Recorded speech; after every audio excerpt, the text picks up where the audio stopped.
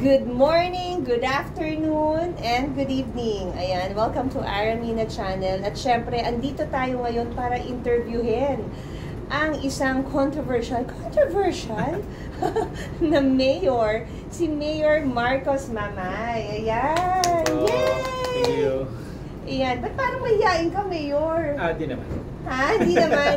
Kasi hindi niyo na po tatanungin. Ako po ay napasama sa pelikula na kasama si Mayor. Yes, Ay, hindi. Tama ba? Nakasama ako sa pelikula, sa life story ni Mayor. Ako ang gumanap ng kanyang wife. Opo. Ayan. Thank you naman, Mayor. Ako napili mo. Kami dapat magpasalamat kasi Wow. pinaunlakan mo kami. Gumanap sa movie namin. Oh, pero Mayor, sobrang natuwa ako kasi nung nag-shoot tayo, nakarating ako ng Nunungan na napakaganda sa Nunungan. Pero bago natin pag-usapan yun, kailangan muna natin alamin at kilalanin si Mayor. Sabi ko, Mayor Marcos Mamay, akala ko kamag-anak mo si Marcos. Bakit ba Marcos ang name mo, Mayor? Actually, I was born in the year 1978, wherein it was the decade wherein yun ang trono ng dating President Ferdinand Marcos. Yes. No? Then, it was also then my parents' idol, no? Yung mga Marcoses. Kaya siguro, nung pinanganak ko 1978, pinanganak sa akin. 1978.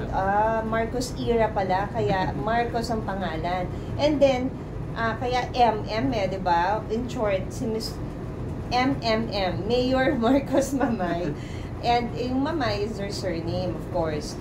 And Mayor, kailangan mapanood nila yung movie kasi doon makikita nila yung mga struggles mo and simula nung bata ka, na i-mention ko na hindi talaga kayo galing sa yung mayamang pamilya. May kaya or siguro lang, basta marami siyang pinagdaanan nung bata siya, nung kabataan niya, nung pamilya nila. And ikwento niyo po, paano po kayo napunta sa politics? Okay. Actually, galing po tayo sa mahirap na pamilya. 15 po kami, magkakapatid. Dalawang mag-ina po yan. Una 10, yung kami naman 5. So actually, sa lahat po namin, magkakapatid na yun, ako lang po yung nakatapos dahil nga po sa kahirapan. Oo nga po. So yun nga, napaka-exciting po, interesting po, napaka-inspiring po ng movie na ginawa natin ito. Story po natin mula pagkabata hanggang naging public servant po.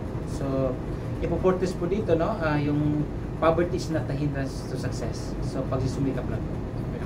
Yes. Dagdag pa nito guys, itong pag-highlight ng family feud o rido, yung ubusan ng lahi. Na wherein, mahirap na tayo, mahirap sa pag-aaral, dahil walang-wala. Galing ka sa marginalized sector, dagdag pa itong family feud na takot na pumasok sa school, baka mag-crossfire dahil sa rido na ito. So ito, napakalaking challenge po. So, who would have thought na makakatapos na ng pag-aaral, then naging public servant tayo, bilang isang local civil executive, municipal mayor ng isang municipality ng Nunungan. So, gano'n ka katapang? Kasi natapos mo yung pag-aaral mo kahit merido, kahit may family feud. Kasi, di ba, yung iba sabi mo, natatakot pumasok sa school dahil nga ubusan ng lahi. Iyon nga yung point doon kasi may mga naririnig ako but not really familiar. Sabi nga, pupunta ka sa ganong lugar? Di ba, dyan, ganon. So, sabi mo naman, Mayor safe doon sa lugar na yon. Kaya, tinuloy ko naman yung paggawa ng pelikula. Kahit may ganong family feud. Kasi, hanggang ngayon ba, ganun pa rin? O noon lang yun? Actually, pasalamat po tayo na nanalo tayo bilang isang mayor kasi mula nung assumption natin bilang isang mayor, naging peaceful po ang lugar. Actually, ang Nunungan po, ay kwento ko lang po, deprived po tayo when it comes to peace and development for the past decades. Or to be sa 30 long years po na deprived tayo sa peace and development. So, yan po siguro ang dahilan bakit po tayo naihalal bilang isang mayor kasi wala pong nakitang development sa previous na administration. So, just my assumption in the year 2016, nag-umpisa na po yung mga development, sunod-sunod na po. Nagkaroon po tayo ng accessibility, kasi dati walang daan. So nagkaroon ng realization ng 1.5 billion worth ng concreting ng national road connecting yung 4 na municipalities ng Salvador, Sapad, Nunungan down to Sultan Agad Mapuro. Yung pangalawa, Recently kasi, na-realize, na-materialize, no, na-establish na po yung electrification kasi dati walang ilaw ang Nunungan. So that is amounted to 48 million. Then finally, ito yung family feud, no, yung Rido na naging culture ng mga Muslim. So from time to time, sinisito po natin yan. So kaya nga, nagkaroon tayo ng shooting, nagkakaroon ng influx ng mga turista dahil po sa naging peaceful po ang municipality. Oo nga, marami na ngayong pumupuntan turista sa Nunungan. Ipapakita ko yung some of my footages nung shooting dito, papakita ko sa inyo. And, okay, 2024, anong plano nyo? Kasi 2025 election na ulit. Is it your first term or second term? At all, this is my last term, no? Last term na. Doon sa anak mo, siya napapalit sa yung mayor, ikaw ang nag-suggest sa kanya? Or sinabi mo, oh, anak, ikaw ang sumunod sa akin? Or nag-step up siya, Dad, gusto mo ako na magpatuloy? Actually, ito kasi Miss Ara, after a series of meetings with our colleagues, no? So we came up with the idea na siya na lang po ang ano natin, patakbuhin natin. And then kinausap mo po? Opo, kinausap po natin. Pero right now, may position po ba siya? Yes, staff po namin. So, parang staff. right hand po sa right office. hand mo. So more or less, alam na niya yung takbo talaga sa Nunungan. Yes. Nakakatuwa. And ano naman siya, 100% yung confidence niya. At saka nakita din namin ng quality na deserving siya sa maging mayor din. Tapos ano pong magbibigay ng advice naman sa kapwa LMP officials and yung mga nangangarap na pumasok sa politics?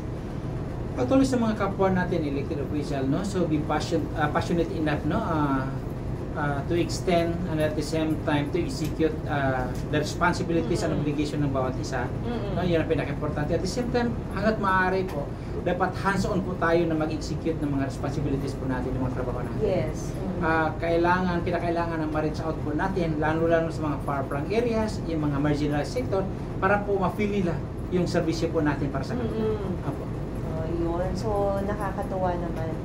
And, so after ng term ng anak mo po, well, depende kasi sa magiging position niya, di ba?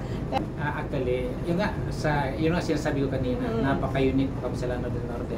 Kasi ang Dimapuro kasi ang nagre-ring sa Lanao del Norte. So doon po kami. So line up po kami ng Dimapuro family. So Okay. doon po kami. So nagkakaisa po kami kung ano yung mandato, yung advice, isakso ng taas doon po. So kung ano yung mapagdesisyonan talaga. Kasi family lang po kasi. Nako, we'll pray for that kung anong next na position na tatahakin nyo, and we will support you on that. Kami nila Victor, nila Jerry, kami mga nila Dennis, kami nakasama mo sa movie. Mayor, pag-usapan naman natin yung pagiging Vice President po ng LMP. Opo. Kasi di ba ikaw yung pinapadala, lumalabas ka ng bansa natin to represent Philippines? Opo, Miss Ara. Actually, yours truly po, tayo po yung elected na National Vice President ng League of Municipalities of the Philippines, no? External Affairs. So tayo